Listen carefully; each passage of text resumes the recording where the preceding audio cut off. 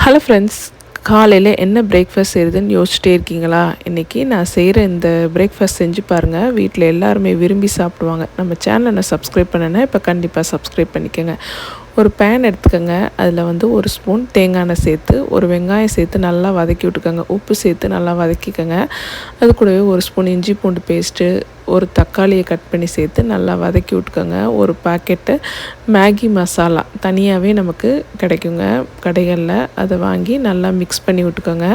நல்லா வதங்குவதும் 2 முட்டையை சேர்த்து நல்லா வதக்கி விட்டுக்கோங்க. முட்டை வேகிற வரைக்கும் நல்லா மிக்ஸ் பண்ணி விட்டுக்கோங்க. ராகி சேமியா இருக்கு இல்லையா, அதை வந்து தண்ணியில் வந்து ஃபஸ்ட்டே உப்பு போட்டு ஊற வச்சிடணும். ஒரு 2 மினிட்ஸ் ஊற விட்டுட்டு அதை இட்லி தட்டில் வச்சு நல்லா வேக வச்சு இந்த மாதிரி உதுத்து எடுத்துக்கோங்க. அந்த உதிச்சு வச்சுருந்த ராகி சேமியா வந்து நம்ம ரெடி பண்ணி வச்சுருந்த முட்டை மசாலாவோட சேர்த்து ஒரு ஸ்பூன் தேங்காய் எண்ணெய் சேர்த்து மிக்ஸ் பண்ணி எடுத்து மேலே மல்லி தூவி இறக்கி பாருங்கள். சூப்பராக இருக்கும். ட்ரை பண்ணி பாருங்கள்.